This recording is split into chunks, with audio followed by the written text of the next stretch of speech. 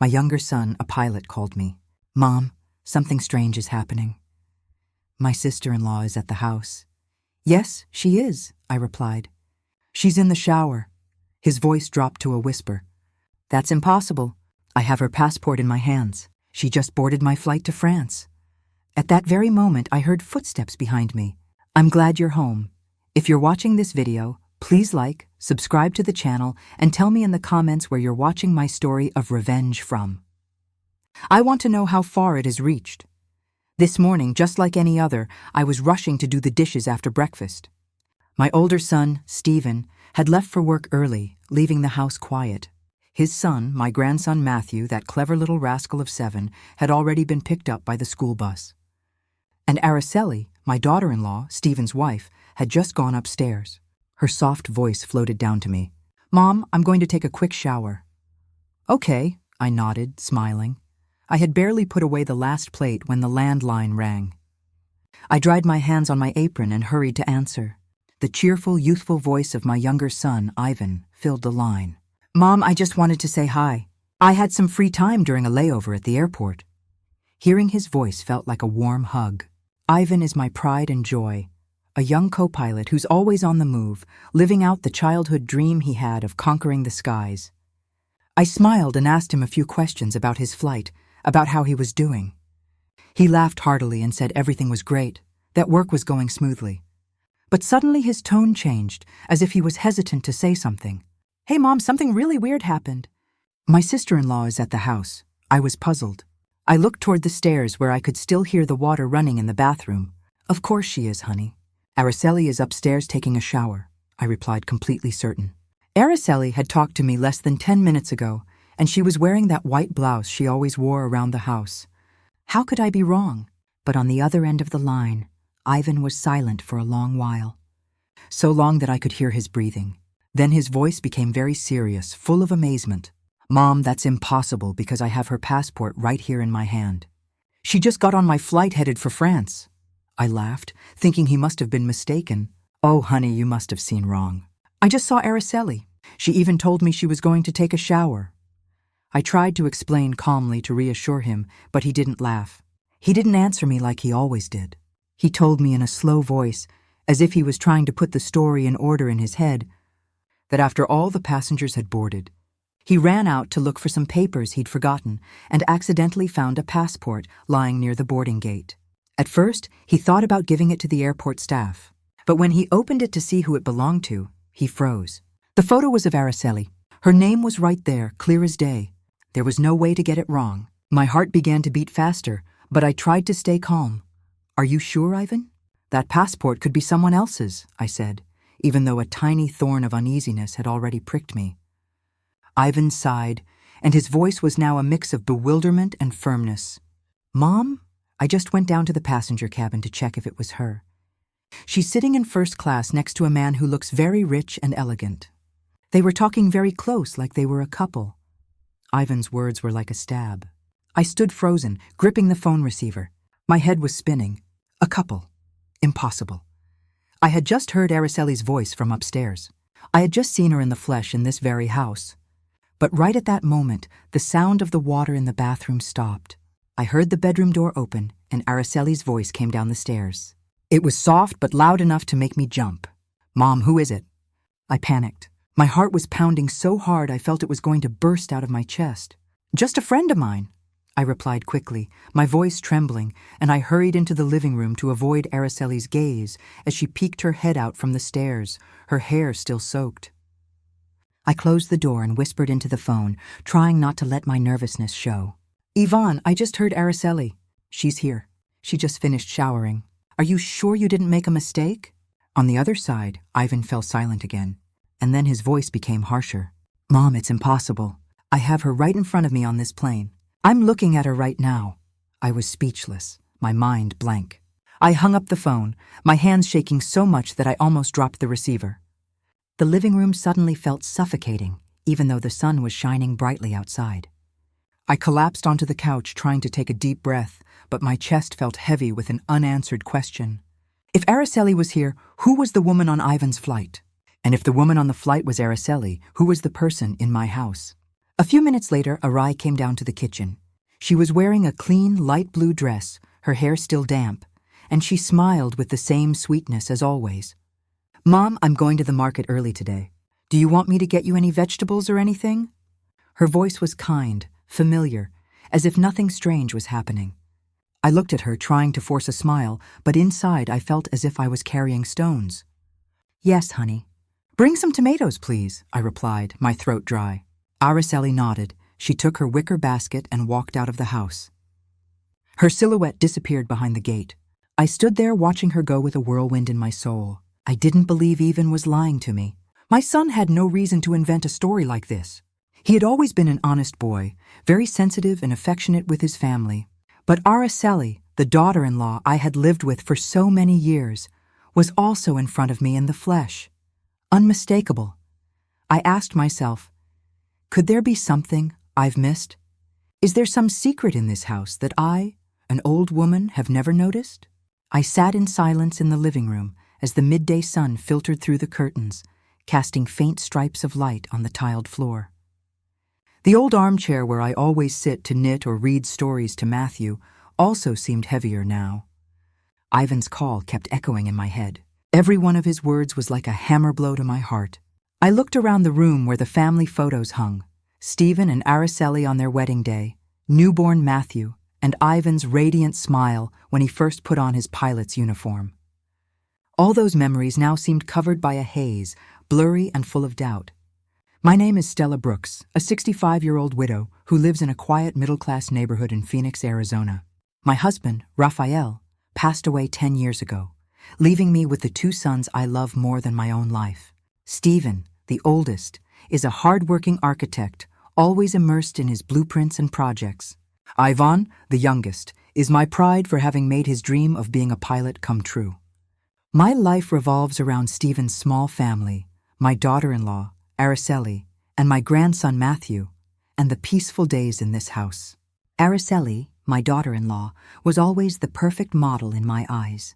She was beautiful, industrious, always impeccable, from the way she dressed to how she cared for Matthew.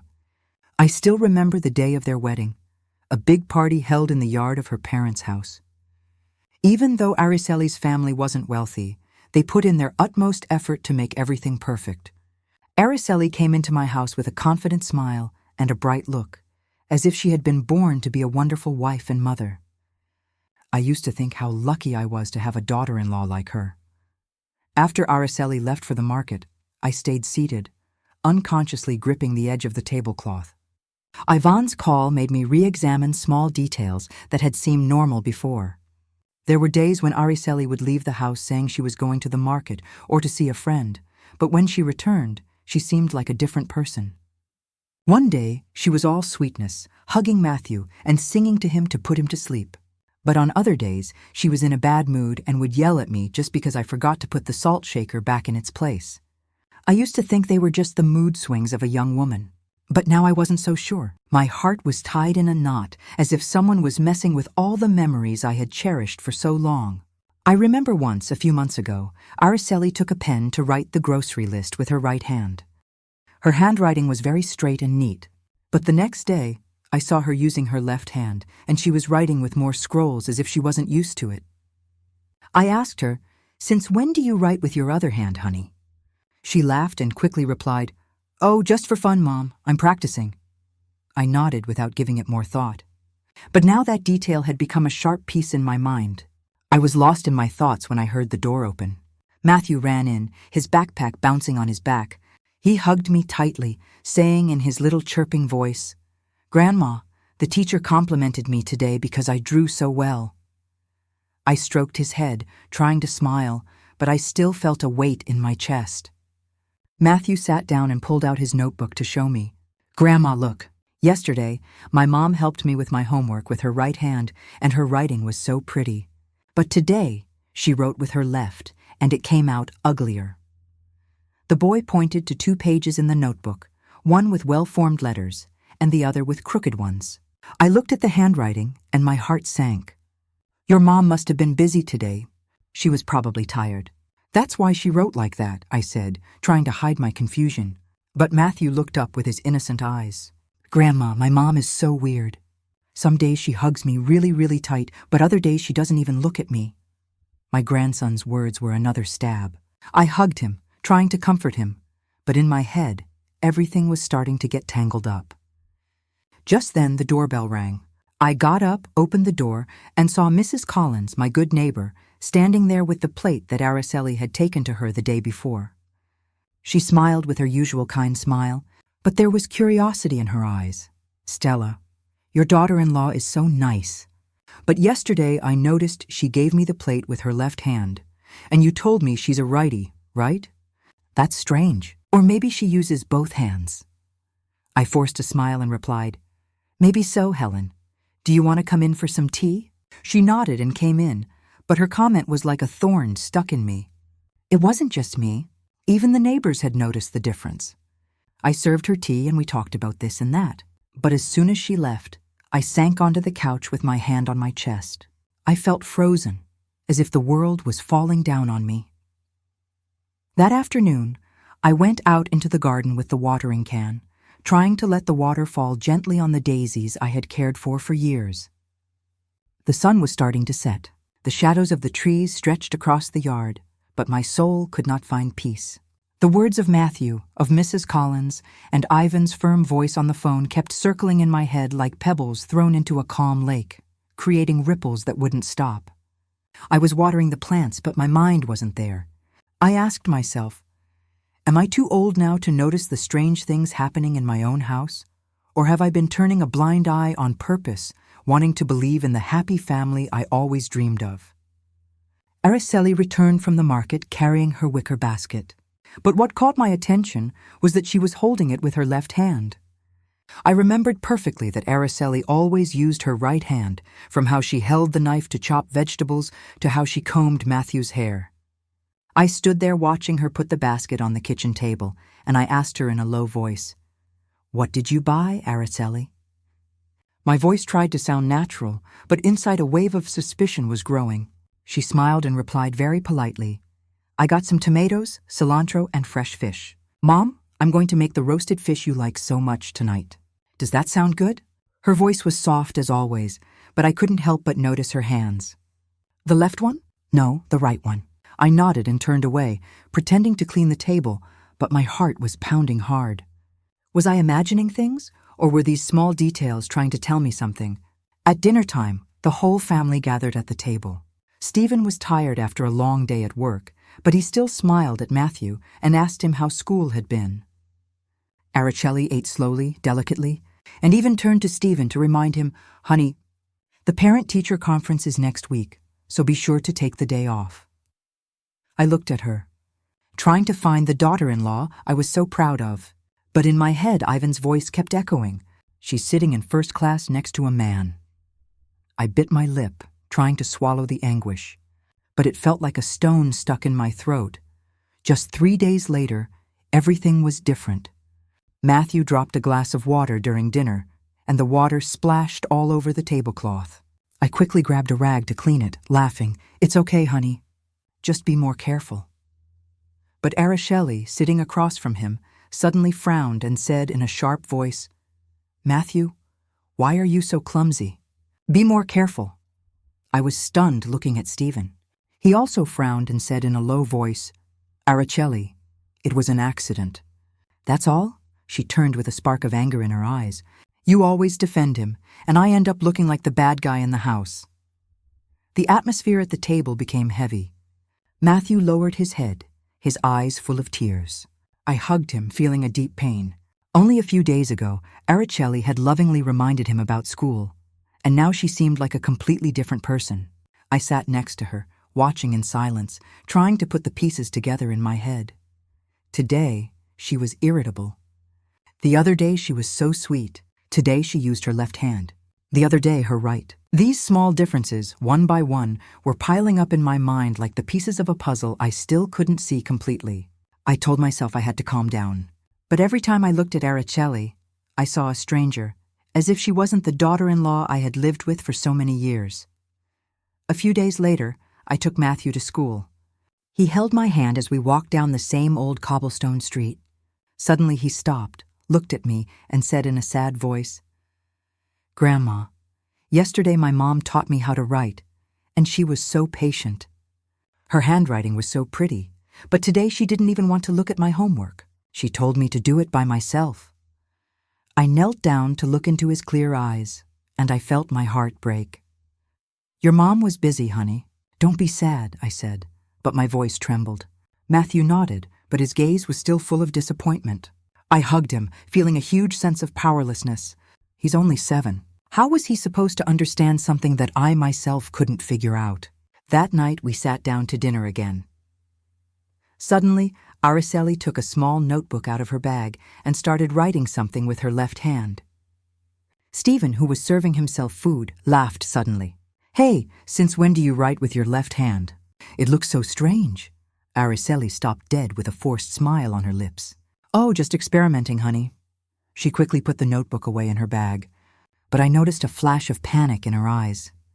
Stephen shook his head and didn't say anything else. But I knew he had also noticed something strange. I stayed seated there, gripping my spoon, trying to keep a straight face, but inside, the doubts were growing like a slow fire. One morning, I took an empty spice jar and crossed the same old cobblestone street to go to Mrs. Collins' house. Araceli had borrowed it a few weeks ago, saying it was for making the chili she liked so much. I knocked on the door, and Mrs. Collins opened it with her usual kind smile. "Stella, come in. Let me make you some coffee," she said, a rag still in her hand. I gave her the jar, thinking of thanking her and leaving, but she pulled me to sit in a wooden chair in her kitchen. The atmosphere was warm. It smelled of roasted coffee, but I couldn't relax. Mrs. Collins looked at me with eyes full of doubt and lowered her voice. "Stella, please don't get mad at what I'm about to say. Has your daughter-in-law's personality changed? One day she greets me so happily and even asks about my kids. But yesterday she passed by here. I waved at her and she didn't even acknowledge me, as if she didn't know me." Mrs. Collins's words were another stone in the troubled lake of my heart. I forced a smile and replied, "She must have been in a hurry, Helen. You know how young people are these days." But inside, I was a mess. I knew Mrs. Collins wasn't just talking to talk. She's a very sensitive person who always pays attention to details. If even she noticed how strange Araceli was, then my suspicions weren't just my imagination anymore. I stayed for a little while longer, took a sip of the now cold coffee, and said goodbye, my heart heavy. On my way back, I passed by Mr. Johnson's bakery, where I always bought sweet bread for Matthew. Mr. Johnson was at the counter, and when he saw me, he smiled. "Mrs. Brooks, what can I get for the little champ today?" I asked for some pastries, and he suddenly asked, "You're Stephen's mom, right? His wife came in the other day, so nice. She even told me how delicious my bread was. But this morning she came back with a scowl on her face. She bought the bread and didn't even say thank you. She just left." I froze, gripping the handle of my purse. "She must have been tired, Joe," I replied, my voice trembling. I thanked him quickly and left. Mr. Johnson's words were another knife, cutting deeper into the doubts that were growing inside me. When I got home, I made myself some tea and sat on the porch. The wind blew softly, carrying the scent of the daisies from the garden. I looked toward the street that led to the market where Araceli always walked. Suddenly I saw her returning, carrying her shopping bag. But she greeted me in a dry voice. "Good afternoon, Mom." No smile. No happiness like yesterday, when she bragged about getting a good deal on the cilantro. I nodded and replied in a low voice, "You're back already." But inside I couldn't help but observe her more closely. The blouse she was wearing today was navy blue, different from the white blouse she had on when she left. I tried to ask her in a soft voice, "Why did you change your blouse?" Araceli paused for a second and then quickly replied, "Oh, I got a stain on it and had to change."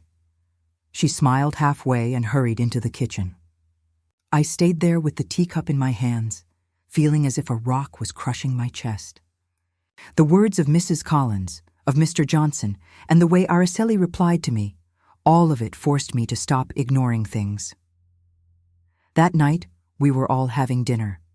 Matthew was talking about school with his cheerful little voice, but I noticed that Araceli only nodded without answering him, unlike other times. When Stephen asked, "Are you done eating so your mom can clear the plates?" Matthew suddenly turned to me and said innocently, "Grandma, oh, my mom didn't sing to me to sleep. But yesterday she did sing that song, Quito Lindo. You always sing to me, and it sounded so beautiful." I looked at Araceli, who was serving herself food without reacting. But Matthew's words were like a needle in my heart. That lullaby, that Quito Lindo that I used to sing to Stephen and Yvonne, only Araceli and I knew it in this house. So why did she sing it yesterday and not today? Why did she change so quickly? I got up to clear the plates, but my mind was no longer there. I remembered the times Araceli would leave the house saying she was going to see a friend, but would return with a strange look. One day she brought a bouquet of fresh flowers, saying a friend had given them to her. But another day, she got angry when I asked her, "Where did you go today that you got home so late?" I used to think these were unimportant things, but now they seemed like the pieces of a much bigger secret. I didn't want to believe that Araceli was hiding something from me. But every word, every gesture of hers made me doubt. That night, after cleaning the kitchen, I sat at the dining room table and took an old notebook out of a drawer. My hand was shaking as I wrote the first line, 3 p.m. Araceli leaves for the market, returns 6 p.m. wearing a blue blouse. Irritable attitude. I didn't know what I was doing, but I knew I couldn't keep pretending that nothing was happening. I kept writing. Yesterday she sang to Matthew to sleep tender. Today she was cold, didn't sing. Each word was a heavy stroke, as if I was engraving my suspicions into reality. My old notebook was now full of notes about Araceli. Every line was a piece of my doubt, as if I was painting a picture I didn't dare to look at. I sat in the kitchen, looking at the notebook with a heavy heart. I couldn't keep all these thoughts to myself anymore. They were like waves rising and falling, leaving me alone in my confusion. I needed someone to talk to, someone who would understand me, who wouldn't judge me, who wouldn't jump to conclusions. I immediately thought of Carol, my best friend, who has been with me since we were young, when we used to sit and knit under a tree and tell each other our lives.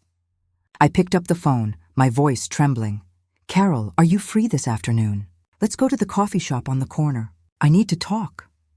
Carol accepted instantly, her voice as warm as ever. "Stella, I knew something was wrong. Wait for me. I'm on my way." I felt a little relief, but the worry was still weighing me down. I put on my old shawl and left the house for the small coffee shop on the corner where Carol and I had shared so many joys and sorrows. The place was the same, with its dark wooden tables and that delicious smell of freshly roasted coffee. I chose a table in a corner where the light was dim so no one would hear our conversation. I sat there hugging the hot coffee cup, but with my soul cold. I wondered how I was going to tell her about all these suspicions. How was I going to dare to admit that I was doubting my own daughter-in-law? Carol arrived wearing a light sweater and carrying a bag of fresh vegetables. She sat down and looked me straight in the eyes with that sharp but affectionate gaze. "Stella, just looking at your face, I know something big is wrong. Come on, let it out. What's got you so worried?" I took a deep breath, trying not to let my voice break, but every word got stuck in my throat. I told her everything in a summary.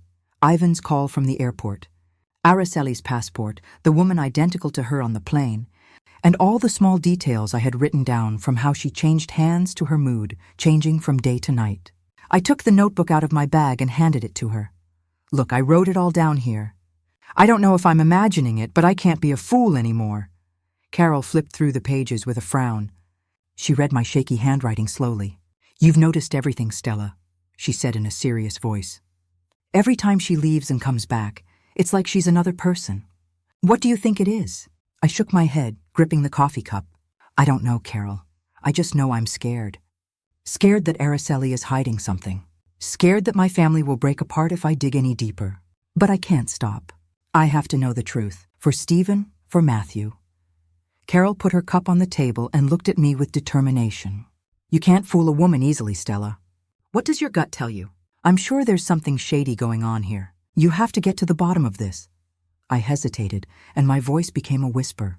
"But what if I'm misjudging her? What if I hurt Stephen?" Carol interrupted me firmly. "Trust your gut. If you don't find out the truth, you'll always live with the doubt.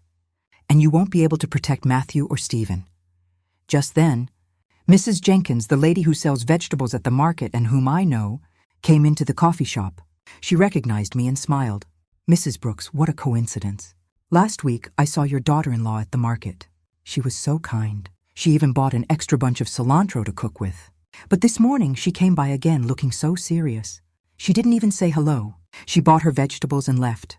Is something wrong with your daughter-in-law? I forced a smile and replied, She must be tired, Marie. But inside, I felt like I was drowning. Another person who noticed how strange Araceli was. I thanked Mrs. Jenkins, watched her leave, and turned back to Carol. Panic reflected in my eyes. Carol took my hand and her voice softened. See, Stella, it's not just you. Even the neighbors notice. Don't lie to yourself anymore. Keep writing everything down, and if you have to, you're going to have to follow her. Not to hurt her, but to protect your family. I nodded, but my heart sank. I knew Carol was right, but the idea of following my own daughter-in-law made me feel as if I was betraying my family. I had spent my whole life taking care of this home, and now I had to do something I never imagined, investigate one of my own. That afternoon, I returned home, my head still a mess. Araceli left the house carrying her familiar red basket. Mom, I'm going to the market for a bit, she said in a soft voice. I nodded, but as soon as she disappeared behind the gate, I opened my notebook and wrote 3:01 p.m. Araceli leaves for the market carrying a red basket. Normal attitude. I stayed there watching the clock, counting every minute. At 6, Araceli returned, but the basket she was holding in her hand was now blue.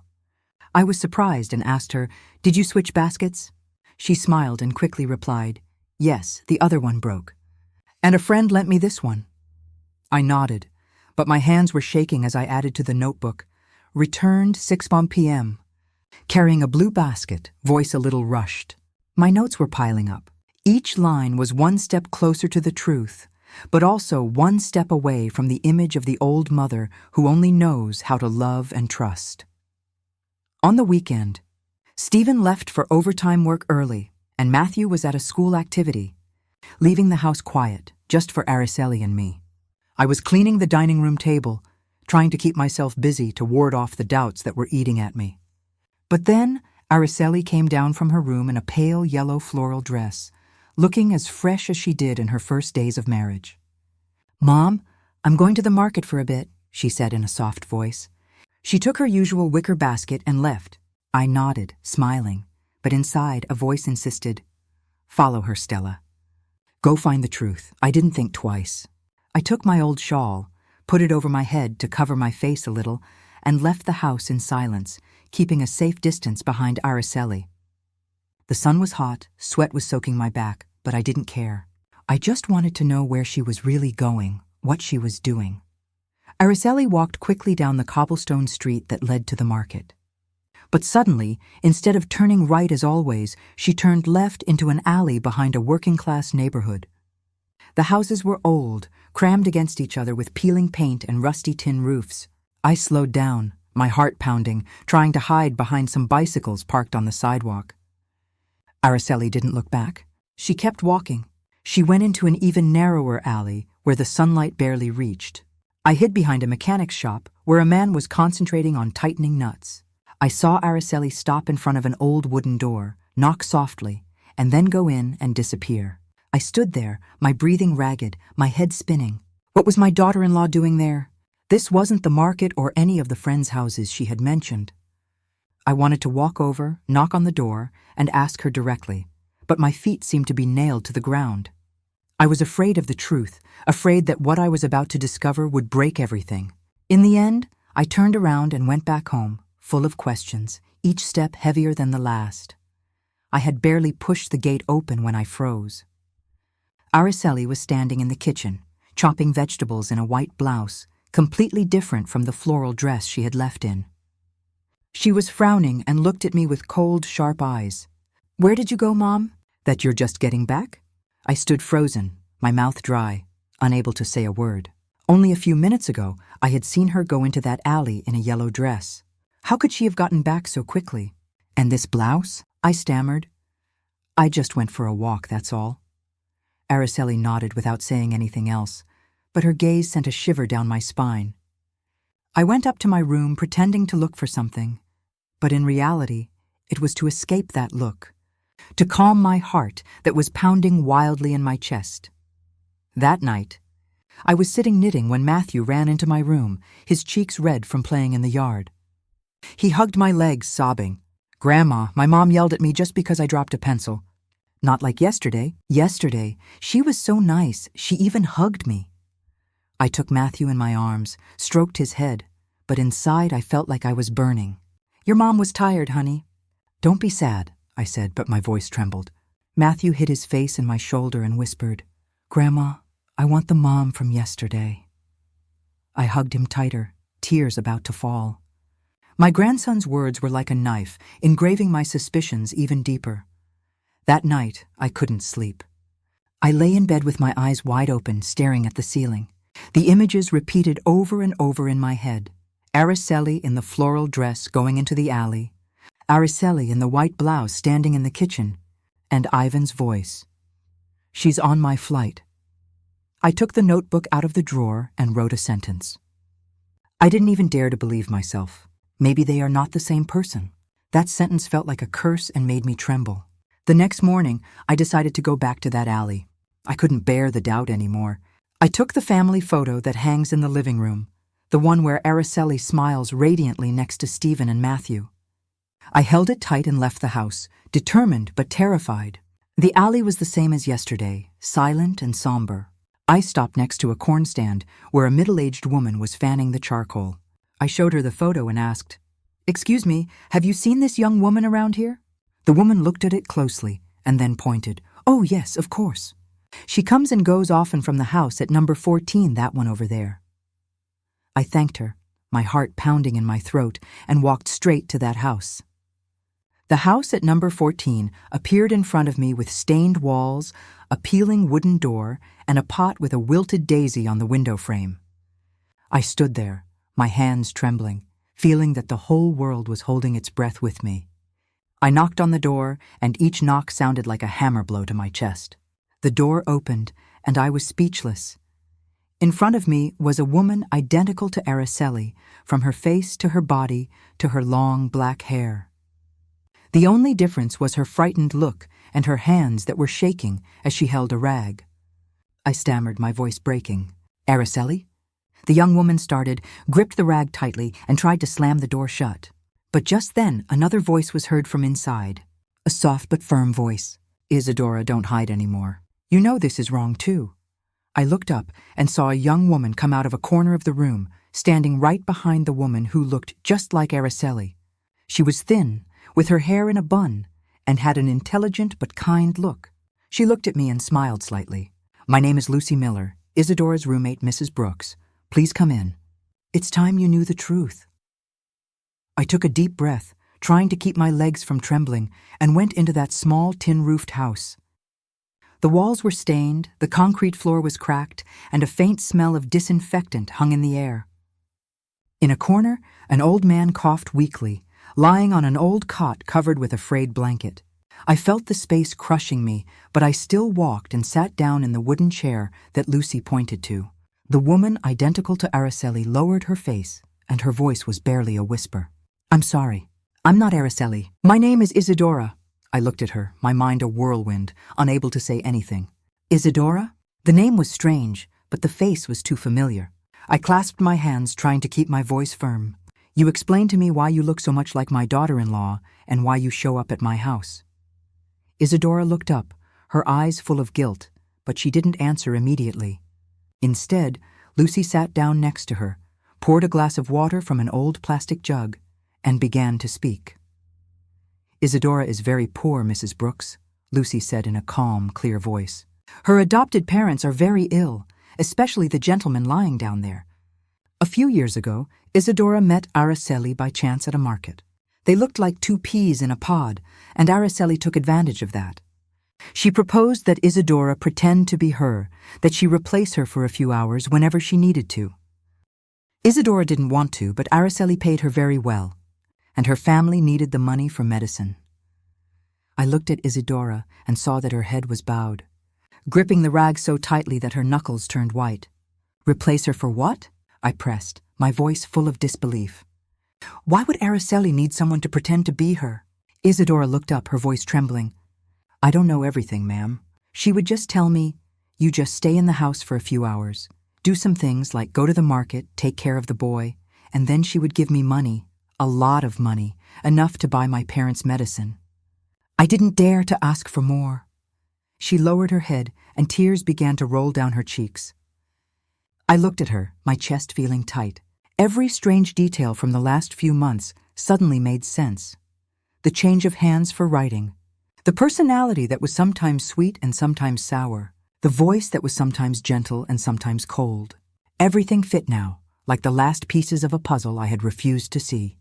Lucy continued with a sharper look. I don't know if this helps, but once I saw Araceli with a very elegant man. His name is Charles Thompson. I heard the name when they were talking at a coffee shop. They were calling each other honey very affectionately. At that moment, Isadora was waiting outside in the car, not understanding anything. The name Charles Thompson was like a knife in my heart. I remembered Ivan's words. She's sitting in first class next to a rich man. The small room seemed to spin around me. I tried to stay calm, but my hands were shaking so much that I knocked over the glass of water. Lucy rushed to clean it up, but I just shook my head. My voice choked. Araceli is deceiving my family. Isadora broke down, her voice choked with sobs. I'm so sorry, ma'am. I didn't want to hurt anyone. I just wanted to save my parents. I looked at this young woman with a face identical to Araceli's, but with a look full of pain and regret. I wanted to get angry. I wanted to scream. But seeing Isadora, I only felt pity. She wasn't the mastermind. She was just a piece in Araceli's game. Everything was falling apart in front of my eyes. I got up, trying to make my voice sound firm. Isadora, do you know where Araceli is? Do you know what she does when she asks you to pretend to be her? Isadora shook her head, still crying. I don't know, ma'am. She would just tell me to do what she asked, and that she would pay me. I didn't dare to ask for more. Lucy put a hand on her shoulder to comfort her, and then addressed me. Mrs. Brooks, I know this is very painful for you, but Isadora is also a victim. She didn't have another choice. I looked around the humble house, hearing the weak voice of the man on the cot. I understood Isadora's desperation, but that didn't erase the feeling of betrayal I felt. I clenched my fists, trying to hold back the tears. I don't blame you, Isadora, but I need to know the truth. I need to protect my son and my grandson. I got up, feeling that the world was collapsing on me. Thank you, Lucy, for telling me the truth. I'll be back. I left the house, and the bright sun outside blinded me, but my heart was cold. The next morning, I went back to that small alley where the stained walls and the peeling wooden door had become an obsession in my mind. The sun was still hot, but I felt a coldness inside, as if I was carrying a cold wind of unresolved doubts. I knocked on the door of number 14, gripping the family photo as if it were an amulet that would give me the courage to face the truth. This time, Isadora didn't seem so scared. She opened the door with a still shy but calmer look and invited me in. Mrs. Brooks, I was expecting you. Please come in. The house was still small, with that smell of disinfectant and the weak cough of the man on the cot. I sat in the old wooden chair and looked at Isadora. She was wearing a simple blouse, her hair in a loose bun.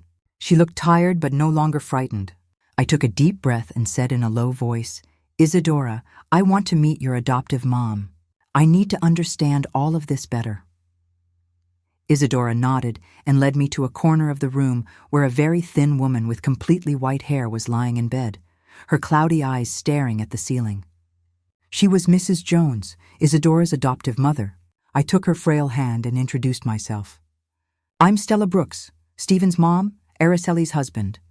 Mrs. Jones looked at me, breathing with difficulty, and said in a weak voice, Isadora is not my blood. She's a child I adopted when she was a newborn. Her words were like a hammer blow to my head. I froze, my heart beating faster, but I tried to make my voice sound calm. Please tell me how it all happened. The lady coughed, and then slowly began to tell me a story I wasn't prepared for. Many years ago, I was a nurse at a hospital in a small town, she began, her voice trembling. A very poor family had twins. They were so poor they couldn't keep both of them. The mom was crying. She said she could only keep one. The other one they were going to abandon. My heart broke. I couldn't let them abandon that baby, so I adopted her. That's Isadora. She stopped for a long cough and then looked at Isadora with immense love. I raised her as if she were my own, but I know she has always wanted to find her real parents. I have nothing to give her but my love and this house. I sat there gripping the edge of the chair, my head spinning. Do you know who Isadora's biological parents are? I asked, my voice trembling. Mrs. Jones shook her head. I only know they were a poor family from a nearby town. I didn't ask much. I just wanted to save the child. I looked at Isadora and saw her with her face bowed, tears rolling down. Mrs. Brooks, I don't know anything about my biological parents, she said. Her voice choked. But when I met Araceli, I thought maybe she knew something. She looks so much like me. But she never told me anything about that. I felt a lack of air. I asked Mrs. Jones to let me see her old papers, hoping to find a clue. She pointed to an old wooden dresser. Isadora took out a yellowish paper envelope and gave it to me. Inside, there was a copy of some hospital papers with Isadora's date of birth. I read them quickly and felt my heart stop. Isadora's date of birth was exactly the same as Araceli's, the one I had seen on her papers when she married Stephen. I gripped the documents with trembling hands and looked at Isadora. You and Araceli could be twin sisters, I said, my voice lost. Isadora broke down, crying, covering her face. So Arai is my sister. Why didn't she tell me anything? Why did she make me do all that? I looked at her, my heart shattered. I remembered the days when Araceli came to my house, radiant and confident, as if she had been born to be the perfect wife and mother. I had loved her. I had believed she would give Stephen happiness. But now I knew that she had not only deceived my family, but she had also taken advantage of her own sister, using her as a double to hide secrets I didn't even dare to imagine. I stood up, put my hand on Isadora's shoulder, and my voice, though firm, could not hide the pain. Isadora, from today on, I won't let anyone else take advantage of you. I'm going to help your parents with their illness, but in return, you have to cooperate with me. I need to bring this truth to light for Stephen, for Matthew. Isadora nodded, still crying. I will help you. I don't want to live in this lie anymore. I looked at her and saw sincerity in her eyes, and for the first time, I felt a ray of hope in the middle of the storm. I left the house and walked through the alley, my soul in turmoil. I passed by the bustling market where people were shopping and laughing, but in my mind, Mrs. Jones's words echoed like bells. Two twins, one abandoned, the other raised. And now their destinies had crossed in my own family. I returned home, my soul a mess, like a field after a storm. The truth about Aurelie and Isadora, the secret of the twins, was a rock crushing my chest. I was at a crossroads for which I was not prepared to confront my daughter-in-law, the woman who had deceived us all, and to reveal the truth to Stephen and Matthew. That night, I called Ivan. My voice was firm, though my heart was trembling. Ivan, you have to come home tomorrow night. There are some things I need you to clarify. Ivan was surprised. I could hear the worry in his voice. Mom, did something serious happen? I said bluntly. You just come, honey. I need you. And if you can bring Araeli's electronic passport. He didn't ask any more questions. He just said, yes, Mom, I'll be there. I hung up and sat down, feeling that the whole world was crashing down on me. I knew that tomorrow night would be one that no one in this family would ever forget. The next day, I got up early and prepared a big family dinner. I put a white tablecloth on the table and lit some candles. I cooked the chili that Stephen likes so much and the roasted fish that Matthew always asks for. I wanted this dinner to be special, not to celebrate, but to mark a before and after. I was in the kitchen chopping vegetables, but my mind was somewhere else, between that dark alley and Isadora's words. I told myself I had to be strong for Stephen, for Matthew, but each cut of the knife felt like a cut in my own heart. Stephen got home as it was starting to get dark, tired from work. Seeing the table set, he was surprised. What are we celebrating? Why did you make so much food, Mom? I smiled, trying to seem calm. I just wanted all of us to have a nice dinner. Sit down, honey. Aurelie came in with her light blue dress, a soft smile but a bit of nervousness in her eyes. Matthew ran to hug my legs. Grandma, the fish smells so good. I stroked his head, a lump in my throat. I knew that after this night, Matthew's innocent smile might never be so carefree again. We sat down at the table, and at first the atmosphere was lively. Stephen talked about work. Matthew spoke excitedly about the drawing he had made at school. Areli nodded, commenting occasionally, but I noticed her hand was shaking a little as she held her spoon. I took a deep breath and signaled to Ivan, who was waiting outside. He came in, and right behind him was Isadora in a simple dress, her face identical to Areli's, but with a look full of anguish. Everyone at the table fell silent. Matthew looked confused from Areli to Isadora and asked innocently, "Why are there two moms?" Stephen turned pale, dropped his spoon, and Areli jumped up, shouting, "What is this about, Mom?" I stood up, gripping the edge of the table to keep from shaking. "Sit down, Areli," I said in a slow but firm voice. "I need us to clear everything up." I started telling the story, and each word tore me up inside. Evan's call from the airport when he saw her on a flight to France, even though she was still at home, the time she changed hands to write, her personality, sometimes sweet and sometimes sour, and finally, my visit to the alley where I met Isadora and discovered the secret of the twins. "You and Isadora are twin sisters," I said, looking her straight in the eyes. "You took advantage of your sister to hide the truth. Tell us what the truth is." Areli was trembling, her face as white as paper. She yelled, trying to defend herself, "She's making it all up to humiliate me." "How dare you!" But Ivan walked over and put a stack of papers on the table with a thud. "This is a copy of your electronic passport with the entry and exit stamp from France," he said in a hard voice. "You can't be at home and flying to France at the same time." Areli looked at the papers, her lips tight, unable to say anything. Matthew, sitting next to her, suddenly chimed in with an innocent but pained voice. "It's true, Grandma. Some days my mom is an angel, and other days she's really mean. I don't like the mean mom."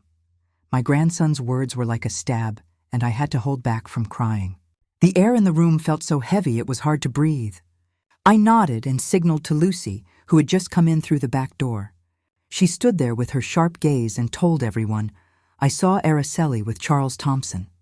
They were calling each other honey, and it was she who hired Isadora to pretend to be her and deceive the family." Stephen turned to his wife, his voice choked. "Is it true, Araceli? Tell me, is it true?" Araceli bit her lip in silence for a long moment and then suddenly yelled, her voice full of fury. "Yes, it's true. I have a lover. I'm sick of this poor life.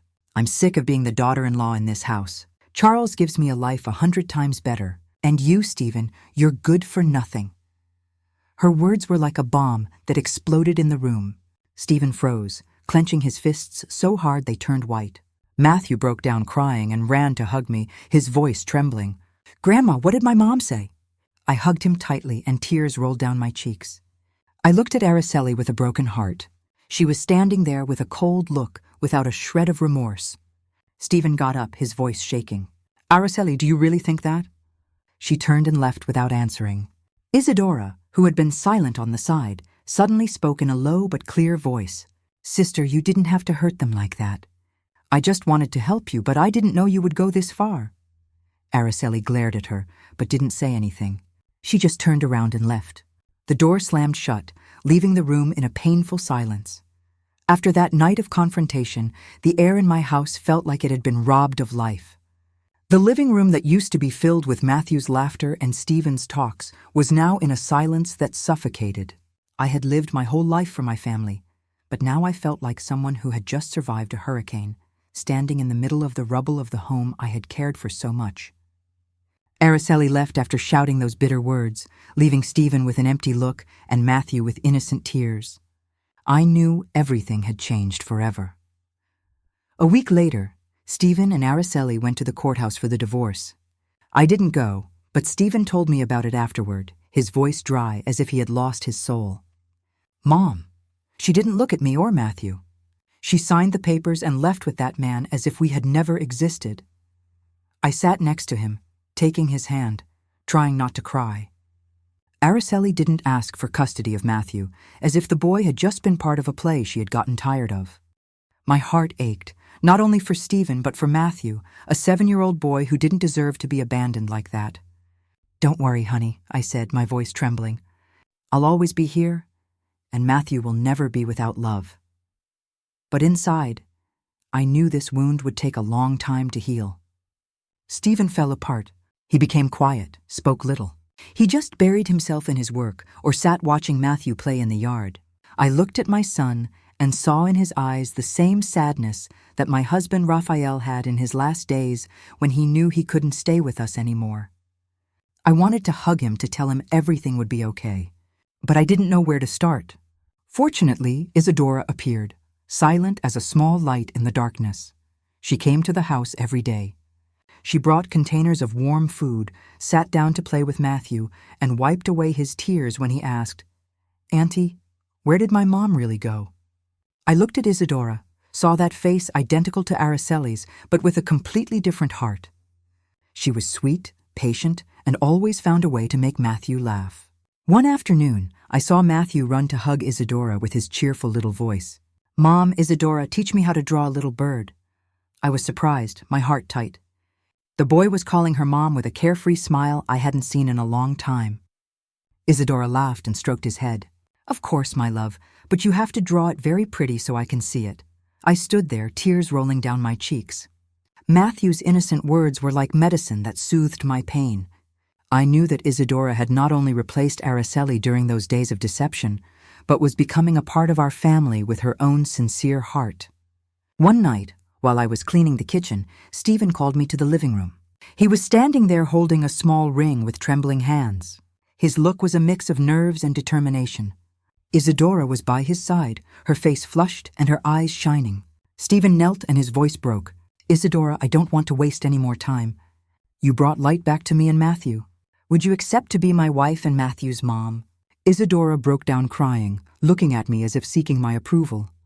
I walked over, took her hand, and nodded gently. "You deserve it, honey. You've been part of this family for a long time." She hugged me.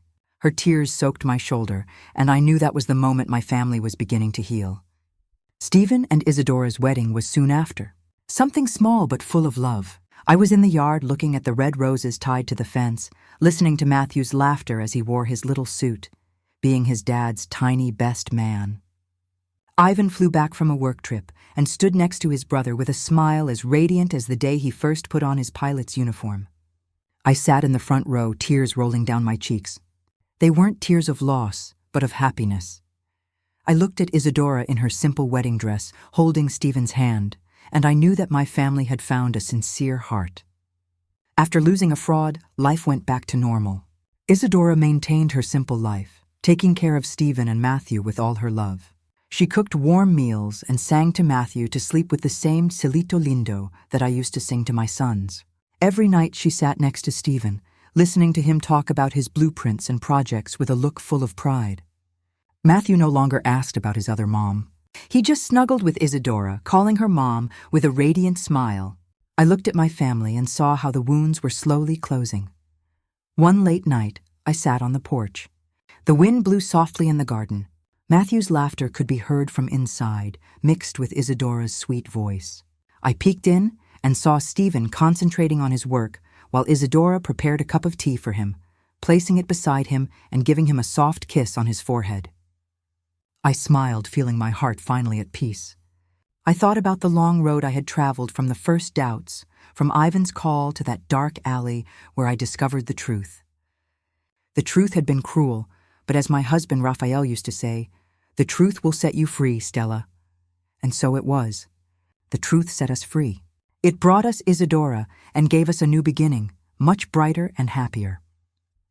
The story you have just heard has been changed in names and places to protect the identity of the people involved. We are not telling this to judge, but with the hope that someone will listen and stop to reflect on how many mothers are suffering in silence inside their own homes. I truly wonder if you were in my place. What would you do? Would you choose to be quiet to maintain peace? Or would you dare to face everything to reclaim your voice? I want to know your opinion because every story is like a candle that can light the way for someone else. God always blesses, and I am convinced that courage leads us to better days. Meanwhile, on the final screen, I am leaving you with two of the channel's most beloved stories. I am sure they will surprise you. Thank you for staying with me until this moment.